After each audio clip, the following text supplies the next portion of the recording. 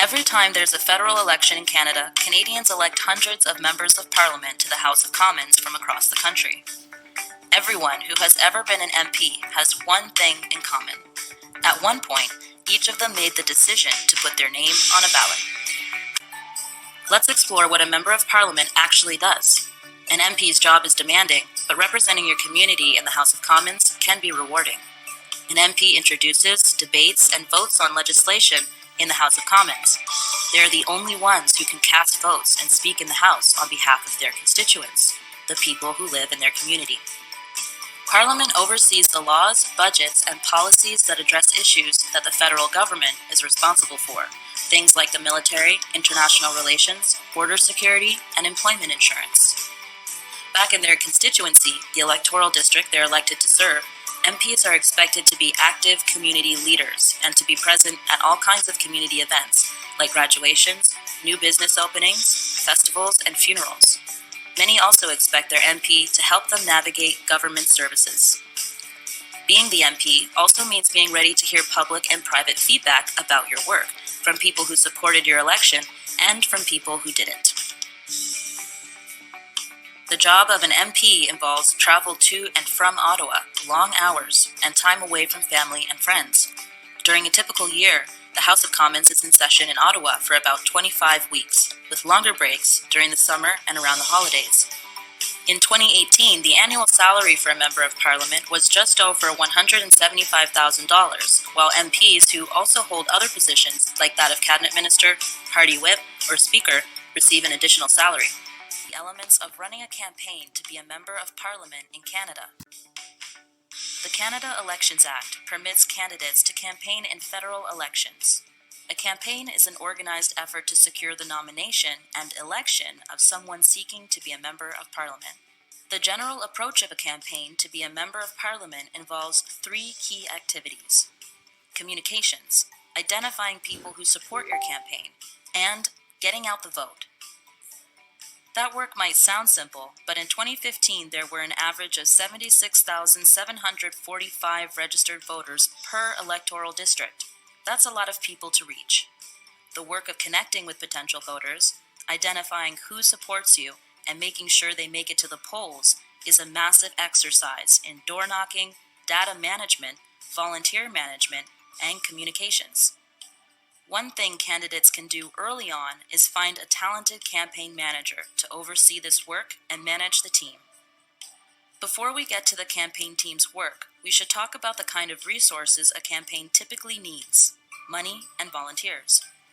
Money pays for things like a campaign office space, signage, promotional materials, a website, wages for senior campaign positions, and meals for your volunteers. In the 2015 election, the average campaign raised and spent between $70,000 and $90,000. Local party members and supporters are likely to support your campaign with time and money, but you shouldn't just depend on them. You'll also be expected to ask your own friends, family, and network to support your campaign by volunteering and financially contributing to your campaign. The party's national campaign will also be making decisions about which electoral districts it will invest in with its money, staff, volunteers, and visits from the party leader. Consider asking for additional support from the national campaign and be ready to demonstrate how that investment is likely to pay off for the party and what you're already doing to make your campaign a success. As you start to secure the resources that will fuel your campaign can begin to execute some essential campaign activities. Making people aware of your candidacy is an important first step for candidates to take. A strong communications team can help you with that. Today, campaigns rely on new and traditional communication strategies in order to get the word out about their candidates. When it comes to new media, you'll want people on your team who understand how to get the most out of social media, how to create and place digital advertising, and how to create videos that can capture the attention of people you might otherwise miss.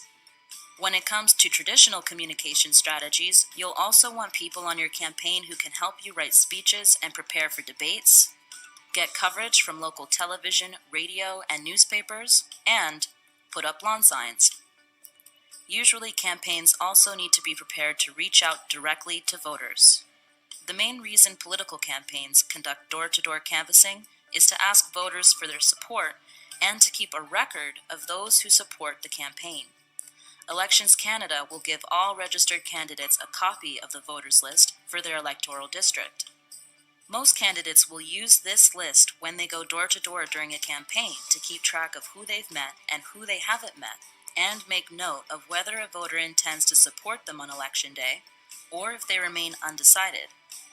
This is where data management comes in. With tens of thousands of voters in a district, the campaign team will need people and software to organize the information about who voters intend to support. Campaigns will then use that data to pull the vote. It is the responsibility of candidates and parties to protect the personal information they have under their control. Political parties must inform Canadians on how their personal information will be collected, protected, and used.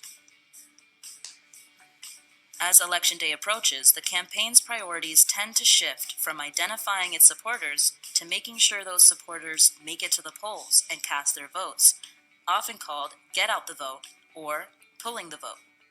In past elections, candidates limited their get out the vote efforts to the advanced polling days and the election day itself. But voters can also cast their ballots early if they vote by special ballot. This includes voting at the Elections Canada office in your electoral district. So, your campaign can begin pulling the vote as soon as the Elections Canada office opens in your district. From the moment you decide to run until Election Day itself, running in a federal election is a challenging and rewarding experience. It takes not just a candidate, but a team of people who are committed to playing their part in the democratic process. Welcome to the first of 2 New Democratic Party campaign video briefings. My name is Chalice.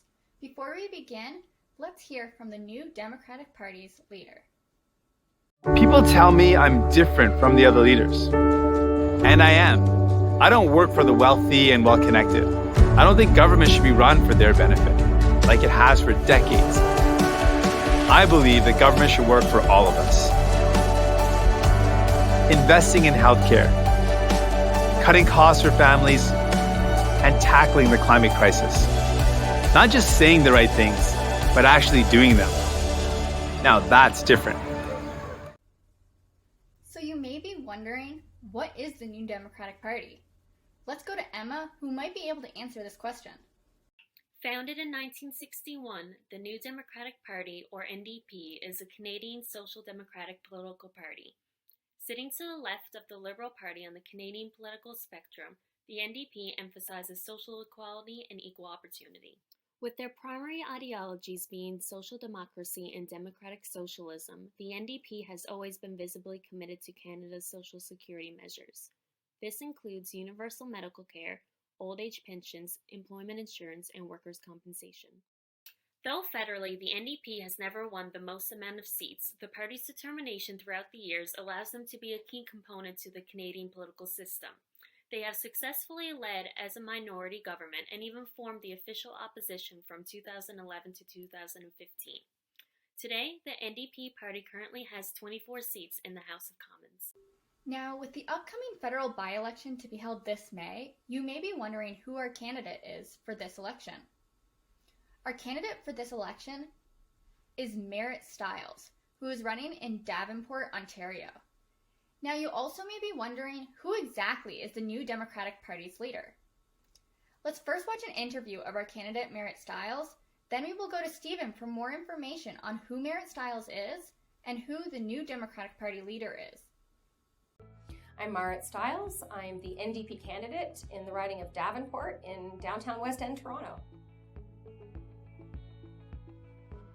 Well, I think the barriers to competitiveness for many of our businesses, particularly small businesses in Ontario, are the crumbling infrastructure we have. I'm also seeing a lot of young workers increasingly moving out of our cities because they can't afford to live here anymore. So I think that's been another really crucial element. That, and also just keeping up with the investment in our workforce generally.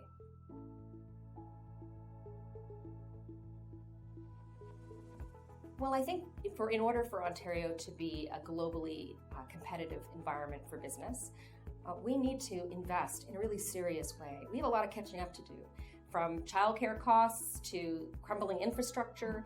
There's so much more we could be doing here to make our communities livable. One of the greatest challenges that Ontario has, particularly I think in the GTHA, in attracting and keeping the talent here, I think is reflected in a lot of the small businesses in my own community that I see, and even some larger businesses like Ubisoft who've moved here and need to hire 800 young people and attract them here. And that's got to be affordability. I think for a lot of young people who are looking to move to Toronto or move to Ontario or stay here, affordability of housing, affordability of transit, having a system where we can reliably get to work on time, using public transit is crucial.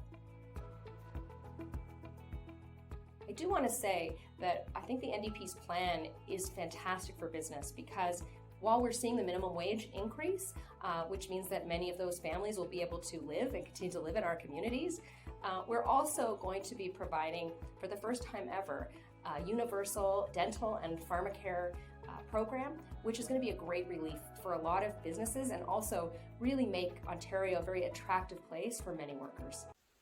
Those clips help to show a little bit about our candidate for this election, Merritt Stiles. It was very easy to see that Merritt was the perfect candidate to run in the riding of Devonport for this upcoming election, as we just believe she has all the qualities that we were looking for in a leader. And Merritt was born and raised in St. John's, Newfoundland and Labrador, and today she lives in downtown Toronto, in the West End area of Devonport, Ontario. She formerly served as the National Director of Public Policy and Research for ACTRA, as well as trustee for the Toronto District School Board. She has a long-standing history of community activism and a passionate love for creativity and the arts, among many other things. She currently lives with her partner Jordan and their two daughters Mahala and Leela. Next, I'm just going to talk a bit about our party leader, Mr. Jagmeet Singh. Jagmeet, of course, is our party leader, and we just believe he's the perfect man to guide the NDP vision into the future. Born in Scarborough, Ontario, Jagmeet spent different parts of his childhood in places like St. John's, Newfoundland and Labrador, just like Merritt, Grand Falls, Windsor, Newfoundland and Labrador, and Windsor, Ontario. From 2011 until 2017, he served as a member of the Provincial Parliament of Ontario in the riding of Bramalea-Gore-Malton, and on October 1st, 2017, he officially became the party leader for the NDP Party of Canada. This came after a massive first ballot victory.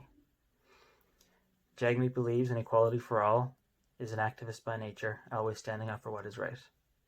He is very well versed in the law, he believes in empowering young people, and he is the first ever non-white leader of a major political party in Canada. And here's a little bit about him. There's so many people out there that count on us. They need us. And we can choose to help people now by making sure we expand our healthcare system to include medication coverage for every single person in our country. We can build 500,000 affordable units across this country, non-profit, non-market, cooperative housing, and keep the dream of owning a home alive. We can also transform into a green economy where we defend our environment, create incredible opportunities for jobs and good salaries while reducing our emissions. If we come together, we can chart a new course for Canada.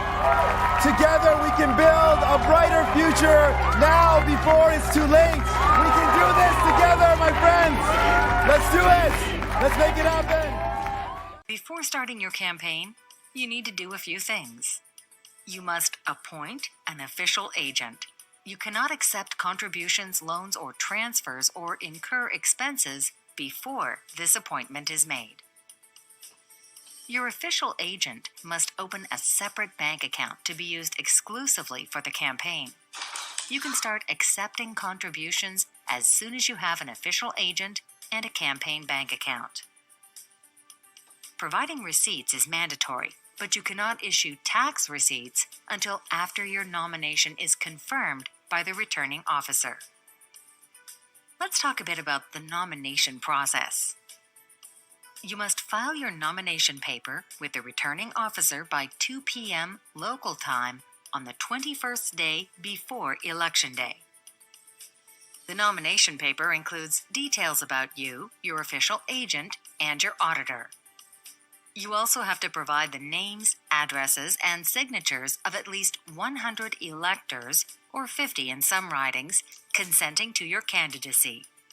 File the nomination paper with the returning officer as early as possible, so there is enough time to make corrections if the returning officer finds the document is incomplete.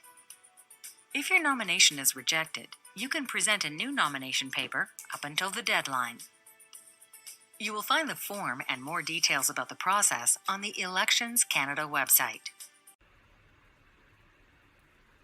So now we know who our candidate is, and a little bit about her, and who the NDP's leader is, and a little bit about him. So what is the rest of this video about? First, this video is going to explain the New Democratic Party's ideologies by looking at the party's constitution and other academic literature. Then we are going to talk about and explain horse race journalism, party membership, parties as franchises, and strategic voting, because each of these need to be taken into consideration when running a good campaign. So now that we know what this video is going to be about, let's talk about what the New Democratic Party's ideologies are. What are their political values and principles?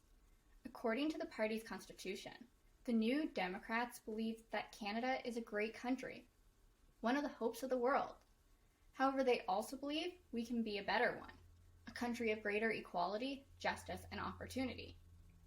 They believe they can build sustainable prosperity and a society that shares its benefits more fairly, one that looks after our seniors and can offer better futures for our children. They believe in Canada doing their part to save the world's environment. New Democrats seek a future that brings together the best of the insights and objectives of Canadians, who, within the social democratic and democratic socialist traditions, have worked through farmer, labor, cooperative, feminist, human rights, and environmental movements, and with the First Nations, Métis, and Inuit peoples to build a more just, equal, and sustainable Canada within a global community, dedicated to the same goals. New Democrats celebrate Canada's diversity and the deep histories, traditions, and aspirations of all of its people. They believe in an intercultural integration model based on solidarity and harmonious exchanges among individuals of different cultures. They believe in a freedom and democracy and a positive role for democratically elected and accountable parliaments, legislatures, and the governments responsible to them. They affirm a role for government in helping to create the conditions for sustainable prosperity. They believe in a rules-based economy, nationally and globally, in which governments have the power to address the limitations of the market in addressing the common good by having the power to act in the public interest for social and economic justice and for the integrity of the environment. New Democrats belong to the family of other progressive democratic political parties that govern successfully in many countries around the world. In cooperation with like-minded political parties and governments, New Democrats are committed to working together for peace, international cooperation, and the common good of all. The common good being our fundamental purpose as a movement and as a party. Now let's hear from Emma, Stephen, and Grant, who did further research on the New Democratic Party's ideologies from academic literature. When the New Democratic Party was founded in 1961, their ideologies were clear and apparent. Linda Erickson illustrates in Reviving Social Democracy, the Near Death and Surprising Rise of the Federal NDP, that while the NDP have rebranded multiple times throughout the years, and even before they called themselves the NDPs, they've always relatively endorsed the same social democracy and democratic socialist ideologies. To best examine the party's ideologies, we must first look at its historical context. NDP's predecessor, the Cooperative Commonwealth Federation, or CCF, was a federal socialist group. Created in 1932 in Calgary, the CCF originated during the Great Depression. Aimed to help suffering workers and farmers in the West during this period, the CCF's ideologies focus on wholesale economic change and the eradication of capitalism. While the CCF did have a strong following, they were a regionalized party being favored in the West, and did not receive much support from unionized workers.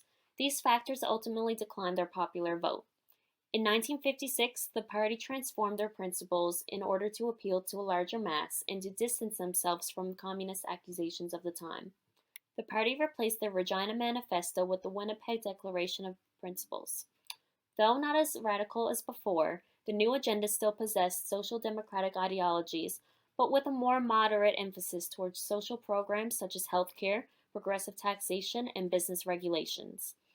The changes made, however, did not increase their appeal, and in 1956 they only won 8 seats in the House of Commons. Shortly after this, the CCF joined forces with the newly reformed Central Labour Organization, the Canadian Labour Congress, or the CLC, and formed a new Democratic Party in 1961. The introduction of the NDP and its first leader, Tommy Douglas, meant new opportunities and rebranded ideologies. In a CBC radio news special broadcast on January 1st, 1961, Canadians heard Tommy Douglas tell the story of Mouseland. In this humorous political allegory, he describes a troubled village of mice ruled by cats. Every 4 years, the mice get together to elect a new parliament, but each time they either elect a group of black cats or white cats. Now, if you think it's strange that mice should elect a government made up of cats, you just look at the history of Canada for the last 90 years, and maybe you'll see that they weren't any stupider than we are. The story culminates with one mouse proposing a radical idea. Maybe the mice should try electing one of their own instead. This simple allegory is a perfect illustration of what Tommy Douglas, who less than a year later would become the first leader of the freshly formed New Democratic Party, strived to offer to Canadians. A third political option that would provide an alternative to alternating between liberal and conservative rule. Finally, a party for the mice. The political allegory of Mouseland sets the stage for the new NDP's beliefs and ideologies, which did not stray too much from the former CCF's. Other than their new objectives of modernizing their image and forming relationships with organized labor, Erickson explains that the NDP followed relatively the same social democratic path as the former CCF. To quote, they rejected the widespread nationalization of industry and a centrally planned economy, and were in favor of the Keynesian welfare state that would promote employment, establish redistribution tax policies, and create a strong social safety net. Their core ideologies were also similar: equality, democracy, and solidarity, along with the evolving conception of an activist state. With this, in many respects, these ideological changes were beneficial. The NDP gained increasing organizational and financial support from unions and actually reversed the trend of declining popularity that the CCF were once faced with. Throughout NDP's years of setting its stage, it faced moments of ideological modifications. A prominent instance of this was during the Waffle Movement in the late 60s and early 70s. The strong left-wing faction of the NDP advocated for a more radical agenda and called for an independent socialist Canada. The presence of the Waffle Movement forced the NDP to face a major internal ideological challenge and create discourse about the party's ideological objectives. On a better note, in more recent years, the introduction of former NDP leader Jack Layton perfectly showcased the ideologies and beliefs of the party. From 2003 to 2011, Layton illustrated the strong connection that the NDPs had with social activism. He paid attention to a wide range of issues, such as fighting climate change, domestic violence, and homelessness. He also advocated for affordable housing, better medical care, and improving social security measures for all Canadians. You've often said that you're applying for the job of Prime Minister.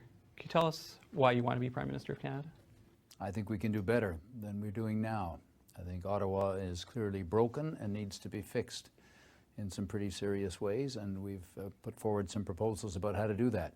People are very concerned about their health care, and we need more family doctors. We need more home care and long-term care, and we've got to get the price of prescription drugs down. And all of this, by the way, can be done in the context of a fiscally responsible approach, and that's what we've laid out. We've got to get more employment. Even the OECD is pointing to Canada as having a an emerging chronically high level of unemployment, unlike what Mr. Harper tries to pretend. And we got to get people back to work. And our party's focus is very much on that, particularly for small business, by reducing their taxes and contributing on a per job basis to the costs of creating new work here. Plus, retirement security is a key issue for an awful lot of Canadians, and so we've laid out a very practical plan as to how that can be addressed. And so we want to form the government of Canada so that we can take on these very practical issues that are facing Canadians and do it in the first 100 days. By looking at his ideologies, it is evident that they weren't too different from NDP's original philosophies. And Lane's NDP's ideologies are still fought for today by Singh and today's NDP.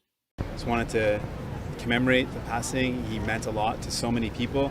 I'm incredibly honored to be able to follow in the footsteps of a leader that has inspired so many people, that's touched so many lives. Everywhere I go across Canada, I hear different stories of people who were involved in the movement because of Jack. They tell a story of how he inspired them, how he encouraged them, how he told them never to give up.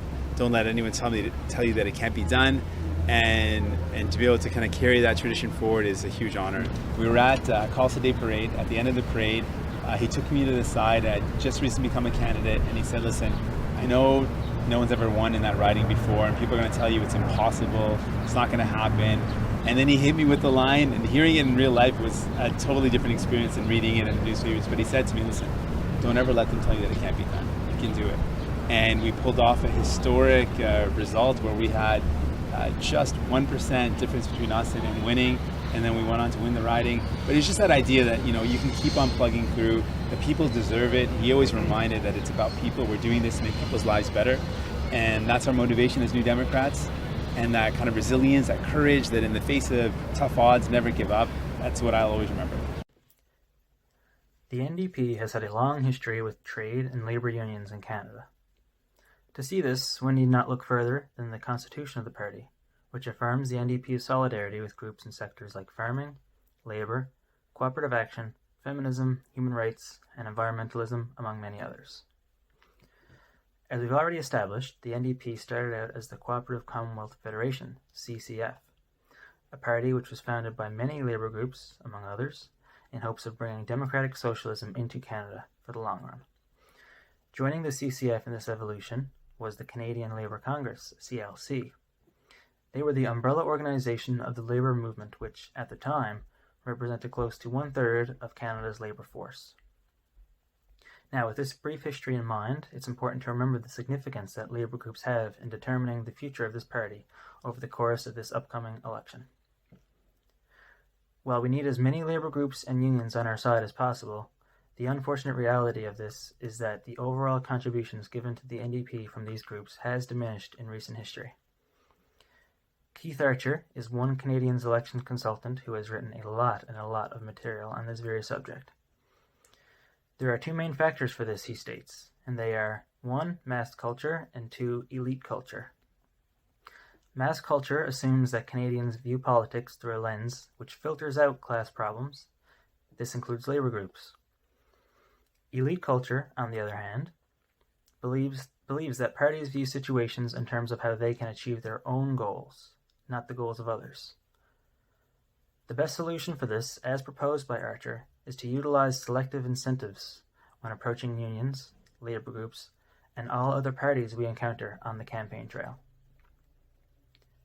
Now, these problems obviously need fixing for the future, and therefore many member unions have decided to fund issue-based campaigns in the pre-election period. There was a clear focus placed on working-class issues in the elections of recent times, and the hope was that the union members would find their own way into the NDP. Now, according to the Canadian Labour Congress, there are 3 main reasons as to why unions would get involved in a political election in the first place.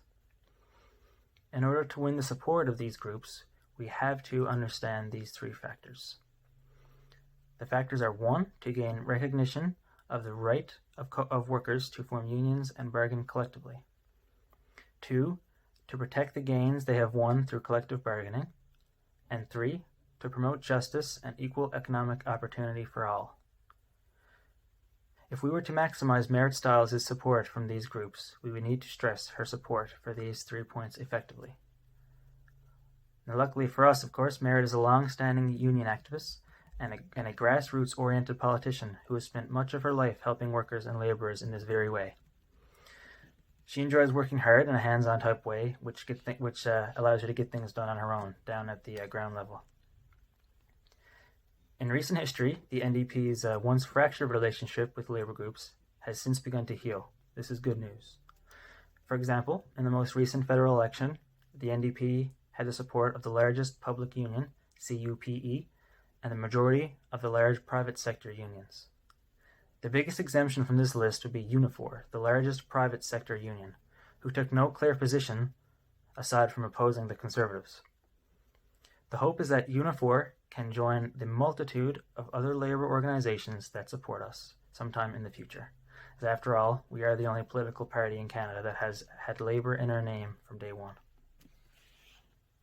Maclean's study of the NDP campaign throughout his novel, Inside the NDP War Room, provides an eye-opening viewpoint in regard to party identification, one of the most important aspects of voting today. The NDP have resulted in many Canadian voters changing their party identification values. Maclean conveys this particularly with the former Orange Wave that was occurring throughout Quebec in 2011, as many people from Quebec were starting to see the true benefits of the NDP campaign. We must build on this past success to ensure we have a similar wave throughout Quebec and numerous other provinces today. However, with the constant changes throughout the world in which we live in today, we must constantly be looking for ways in which to adapt. The NDP party is all about evolution. This is needed today more than ever.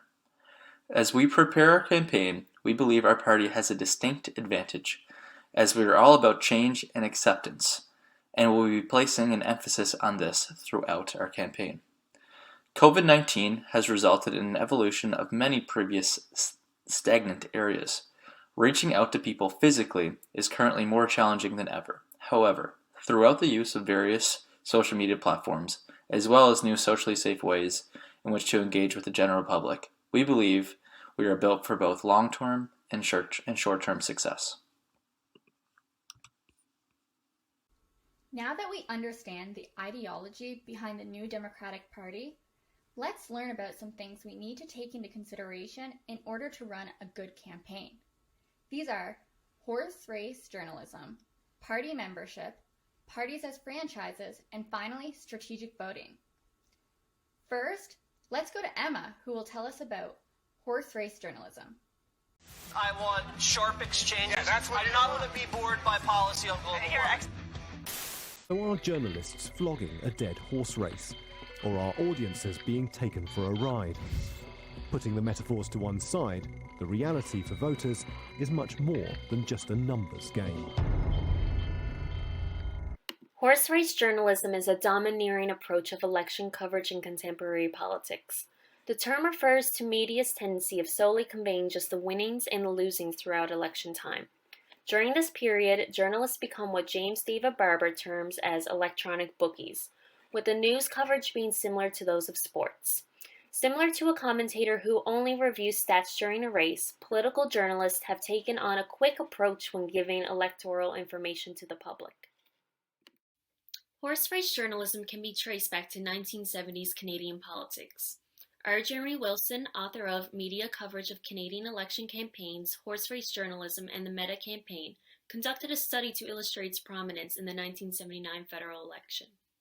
By examining 8 separate editions of 4 newspapers and over 12,000 stories during the campaign, Wilson categorized these topics into 5 distinct categories. 1 being basic reporting from the campaign trail, 2 issue commentaries, 3 other descriptives, 4 horse race commentaries, and 5 a mixture of these. His studies showed that horse race commentaries accounted for more than 1/3 of all coverage.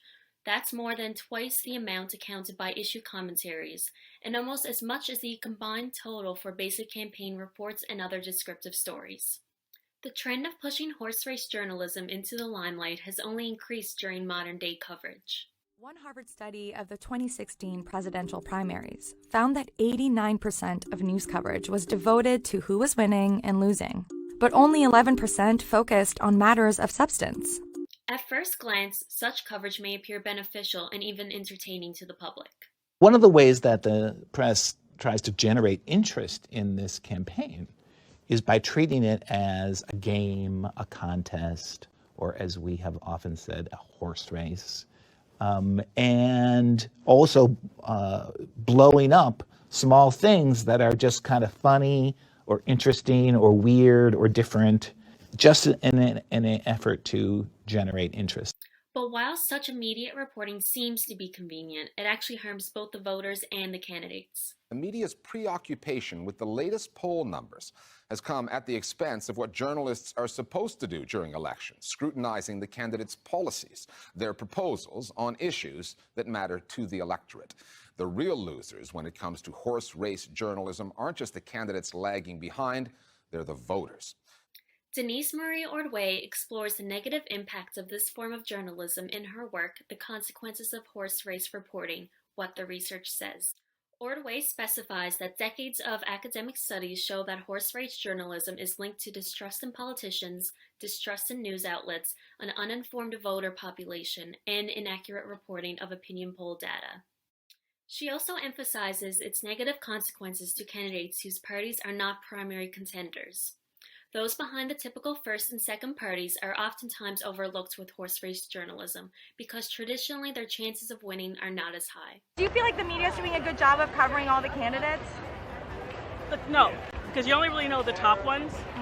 So the ones that are close to the bottom, they can't rise because they're not hearing about them. This evidently poses a massive issue to the NDP party. Typically, being the third or fourth largest party in the House of Commons, the NDP is oftentimes pushed aside when media coverage primarily focuses on either Liberals or Conservatives. This ultimately inhibits the NDP from getting their policies and messages across. However, a tactic that the party has been using to tackle such an issue is to find other ways to inform the public of their message. During the 2019 election, for example, Jagmeet Singh was using alternatives to typical broadcast news to showcase his party's message. For example, the usage of TikTok and Instagram have allowed Singh not only to reach a younger demographic, but advertise his party by creating their own coverage. Nope. Yep. Nope. Yep. Nope. Yep. Nope. The lack of publicity for the NDP party due to horse race journalism is something that our team will evidently encounter. We'll need to use other forms of advertising other than traditional media that will ultimately help us get our campaign's policies and messages across. So that is what horse race journalism is. It is definitely something we need to keep in mind when trying to get media attention for our campaign. Now let's go to Stephen to learn about party membership. The NDP represents what it is we should be striving to achieve as a Canadian society. We are a society that is built upon the principles of equality, it's built upon the principles of democracy, and it's built upon the principles of inclusion and acceptance. I think they exude the principles we need right now more than ever in our parliament, and the values in Canada that we need. Put words to action and achieve real means on things that I value.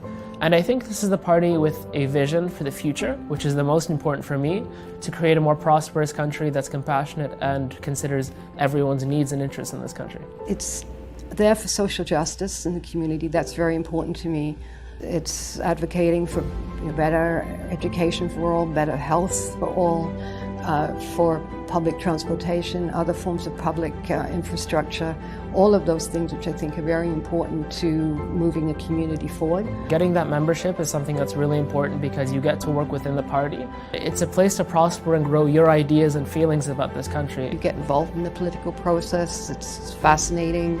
You begin to understand what you're hearing in the news better. Think about the Canada you want to live in, where equality is the biggest value, inclusion is the biggest value, unity is the biggest value. And so for me, the NDP represents that kind of policy platform. That's why I chose to be a member.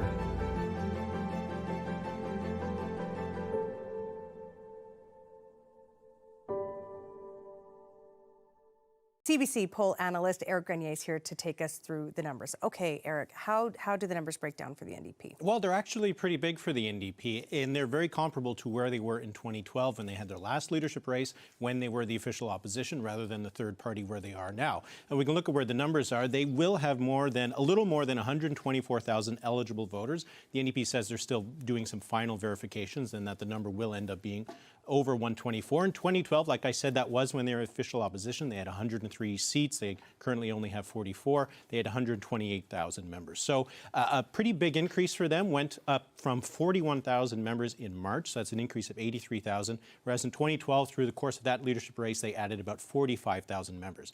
So clearly some enthusiasm for the NDP leadership race, which honestly is a little bit unexpected. And a lot of the campaigns that we heard from weren't suggesting that the number would be as big as this. So I think it is a bit of a surprise for more than a few of the candidates. Okay, so where is this That video, courtesy of CBC, exemplifies just how rapidly party membership is growing within recent years in the party. In the upcoming election, we hope to see these numbers rise even more and more, as they plan on building a campaign that resonates with current voters, but also attracts new ones into the NDP. In the Handbook of Party Politics, Knut Haidar defines party membership as, quote, an organizational affiliation by an individual to a political party, assigning obligations and privileges to that individual, end quote. If we adhere to this definition, then, party membership within the New Democratic Party would be understood as the union between the NDPs and a political individual within the NDPs. This connection ultimately exists with the hopes of benefiting both parties in their own way. The Constitution of the New Democratic Party, which was laid out in February of 2018, outlines two main types of membership that can occur within the NDP party. Article 3-1 focuses on individual membership, which is available to every resident of Canada, regardless of their race, their color, their religion, their sex, gender, their identity, expression, sexual orientation, national origin, etc. These members must abide by the rules of the Constitution and must not be affiliated with any other political party. Article 3-2, the next article, discusses the other type of membership, affiliated membership. Affiliated membership is a link between the NDP party and organizations such as trade unions, farm groups, cooperatives, and women's groups. Like with individual membership, affiliated members must also adhere to the party constitution and must not be connected to another political party in any way.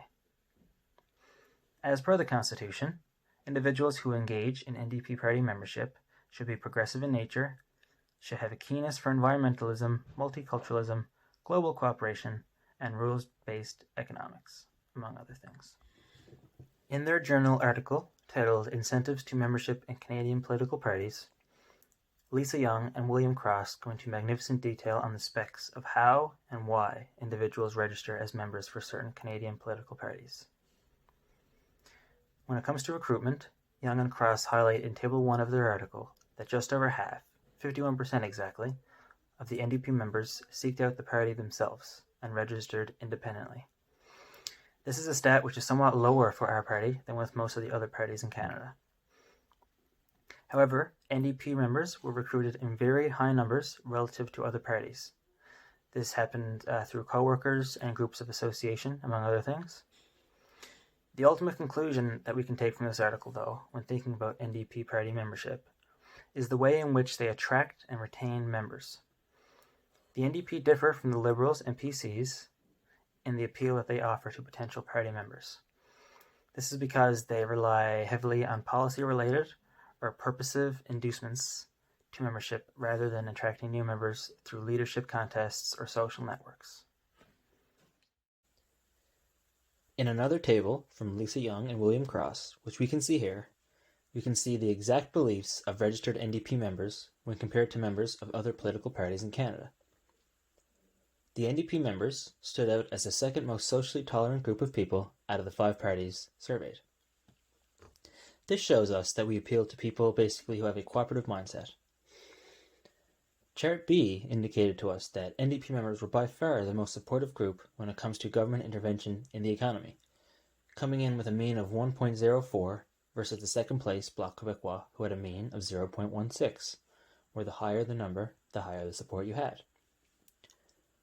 Chart C showed us that the NDP members in Canada were second only behind the Liberals when it came to their opposition of provincial powers in Canada. From this, we can surmise that NDP members are more cooperative and willing to work with others. And the last chart, Chart D, shows that we, as a party, appeal to those who do not support populism, as our members surveyed the highest for a statistic where the lower your number, the higher your support for populism. At the end of the day, we can take a lot of information from these tables, and ultimately they'll help us to find as many members as possible, both from within and outside the NDP party, to come out and show their support for Merit Styles in the upcoming election. Party membership is extremely important and definitely needs to be taken into consideration when running a campaign. Now, let's go to Grant, who will help us understand parties as franchises. In 2017, the NDP party needed a new identity. Today, however, the party most definitely has that. The NDP party favors public ownership as this helps ensure the wage gap between the financially well-off and those who are struggling financially is kept to a minimum. Any party holding the number of seats in which the NDP party has results in the party having to be very innovative and have the courage to do what is right. Throughout much of the Liberal campaign, there was an emphasis placed on the legalization of cannabis. This resulted in Prime Minister Trudeau to appeal to an entirely different demographic than usual.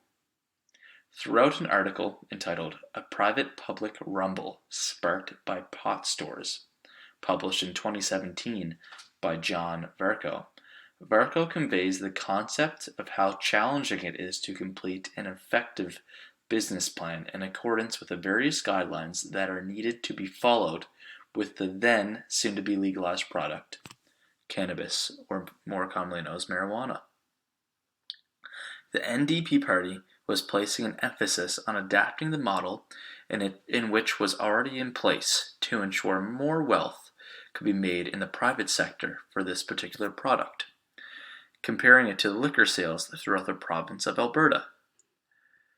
However, also placing an emphasis on ensuring that all guidelines would be followed in order to ensure there was proper advertising and product labeling throughout these products as a whole.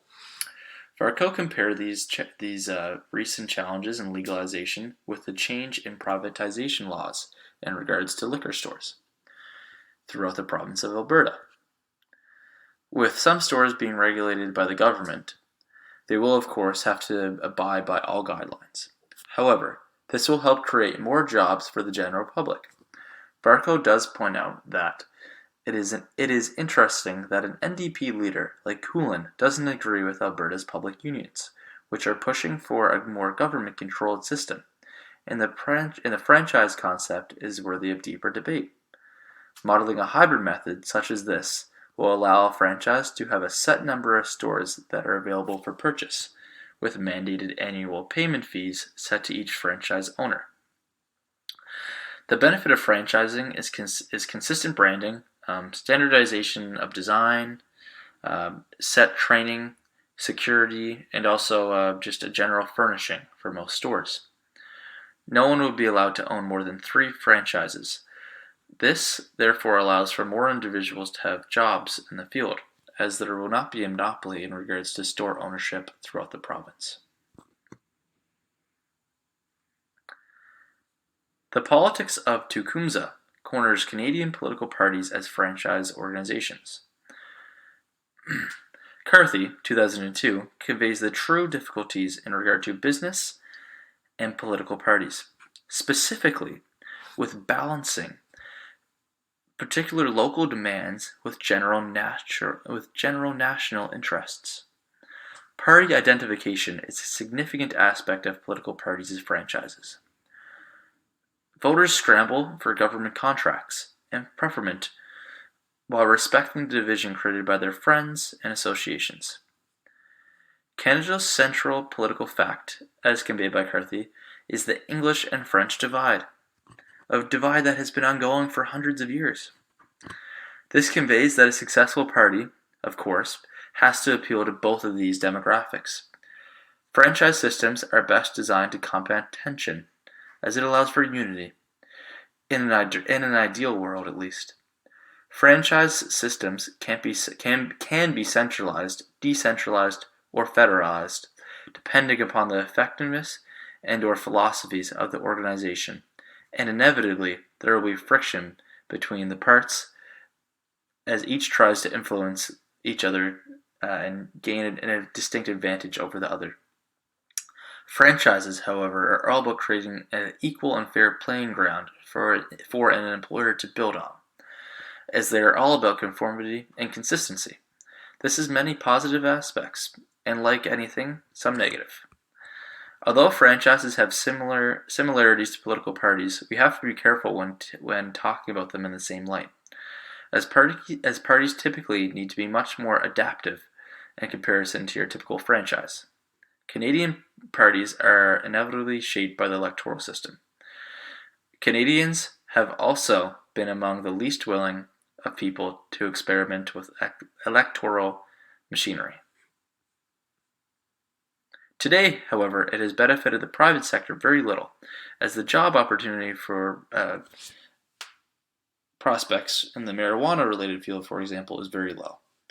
This should simply not be the case, as the need for successful small businesses is at an all-time high, especially due to the recent coronavirus pandemic. When considering the pandemic, we believe the NDP party to actually be at a distinct advantage. We will be further speaking on this in the following portion of our project. One issue that the NDP party will always face, however, is the concept of being known as the third party. However, the party is working tirelessly to have this notion as the third party to be something of the past and not the future. Now we heard about horse race journalism, party membership, and parties as franchises. Now let's talk about strategic voting. So what is strategic voting? Strategic voting is defined as voting for one's second preferred option to prevent one's least preferred option from winning, when one's first preference has no chance. Voters want their votes to be effective, and casting a ballot that will have no influence on an election isn't exactly desirable. So this leads some voters to cast strategic ballots when they decide that doing so is useful. Dufringer, who was one of the first scholars to talk about strategic voting in a plurality system, claimed that the simple majority, single ballot, or plurality system favors the two-party system. The force of elimination, he argued, largely explains the tendency of minor party supporters to gradually desert minor parties to vote for major parties. Voters choose not to vote for a party that has no chance of winning. The result of this effect is that voters end up voting for their second preference so that they do not waste their vote. This is the so-called strategic voting. If an individual's favored party has a strong chance of winning, then the strategic voting is not an option. Major party supporters have little incentive to vote strategically. Only when one's preferred candidate is trailing will an individual have an incentive to consider how their vote might be used to impact the outcome of the election, and not just use their preferred candidate or party as a guide to behavior. The interaction of knowing your first choice will not win and having a strong difference in utility between your second and third preference might lead an individual to vote strategically. Here's a video done by Global News that might help you understand strategic voting a little better. When you're thinking about who you want to vote for, you probably think about what issues matter to you most. Maybe it's taxes, healthcare, or climate change, but something else might come into play too. You might want to vote strategically. It works like this. You want to vote for candidate A. They're your first choice, but unfortunately, candidate A has little chance of winning. Your second choice is candidate B. They're doing better in the polls, and you really dislike candidate C. So in order to make sure they don't win, you decide to vote for candidate B, even though it's not your first pick. At the federal level, there are multiple left-leaning parties and only one mainstream right-wing party. This often causes what's called a split vote among leftist voters, which is why some on the left choose to vote strategically in national elections. So what might influence a voter's likelihood of voting strategically?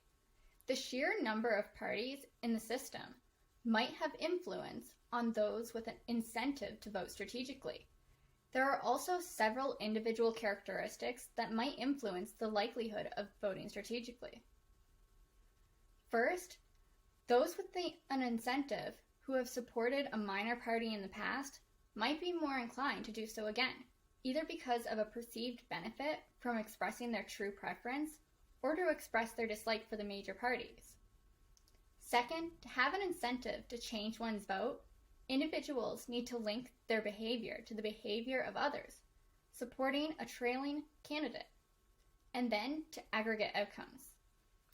Now, it often seems that these effects do not occur in Canada, where since the founding of the Cooperative Commonwealth Federation, or CCF, in 1933, minor parties have played a significant role in Canadian politics. However, several scholars have found evidence of strategic voting in Canada. Let's go back to that video by Global News to hear what Amara Posian, a campaign manager, and Daniel Rubinson, an associate professor at Ryerson University, has to say on strategic voting in Canada and how Canada's electoral system may influence this. That's Amara Posian. In 2015, I ran Lead Now's election campaign, Vote Together, which was a strategic voting campaign to help defeat the Conservatives. In the 2015 election, 1 in 3 people said they voted to prevent another party from winning. I think of strategic voting as an unfortunate thing that we need to do based on our broken voting system. Right now in Canada, we have a first-past-the-post system, which basically just means that the person who gets the most votes in a riding wins the riding, and the party that wins the most ridings wins the election. And so you often end up in a situation where a political party will get 39% of the popular vote, but because of how the votes have broken down riding by riding, they could end up with 100% of the power. Opponents of strategic voting, they'll often say a vote is sacred, you should be able to vote for whoever you'd like. And I completely agree with that. I completely agree that we should be able to vote for who we want to vote for based on what we believe in. But to do that, for that to actually be meaningful, we have to be able to trust that that will turn into a government that actually reflects the will of the people. And under first past the post, that's impossible. That's not to say that strategic voting doesn't happen under other electoral systems, but the first past the post system incentivizes it. If you don't have the most votes in the district, you're not going to win the seat. And so there's a kind of negative feedback loop there that causes these parties to do less well, then increases the incentive for people to vote strategically, that causes the parties to do less well, and so on. That's why smaller parties like the Greens tend to look down on strategic voting. But how do you know how to vote strategically? In order to vote strategically, you have to have some idea of how other people in your district might vote. It's important to understand who can win in your riding. And one way to do that is to look at historic election results. Another way to do that is to look at current riding level polling. Current riding level polling is really important because it gives you an accurate or a more accurate sense of what's going on the ground. But unfortunately, that information isn't easy to access. And most of the polls that are done and most of the polls that are reported, of course, are at the national level, partly because it's very expensive to do local polling. And so you get people making decisions at the local level based on information that's perhaps more relevant to the national level. Out of all eligible voters, millennials are the most likely demographic to vote strategically. And that matters because they're now the largest voting bloc. But experts disagree on most things about strategic voting, like how effective it is at actually changing the outcome of an election. I think no matter what happens, there will be groups of people organizing their communities, their constituencies, and figuring out, given how elections work, how do we create conditions that are most favorable for the changes that we're looking to make. A vote is a chess move, not a Valentine. We're not voting because we love a particular party. We're voting because we understand that it is a strategic decision and we are choosing who we're going to organize with for the next 4 years. Now, all of this being said, it appears that the minor parties in Canadian politics maintain some of their support because they offer voters something that the major parties do not. In the case of the NDP, it is a clear social democratic alternative to brokerage politics. So even though such a party might have a low probability of winning, it may be considered a sign of protest against traditional politics that cater to the median voter. So how does strategic voting come into play for our campaign? Since we are running a campaign for a minor party, it is important to keep strategic voting in mind throughout our campaign with how we approach voters. Thank you, Chalice. We've now reached the end of our campaign's presentation. To summarize, we've discussed 4 major topics. First, we introduced the new Democratic Party. Secondly, we've introduced our promising candidate, Marit Stiles, and our party's leader, Jagmeet Singh. Third, we discussed the NDP's ideologies. This included their constitution, their history, their affiliation with labor groups, unions, and workers, and the NDP's reshaping of party identification.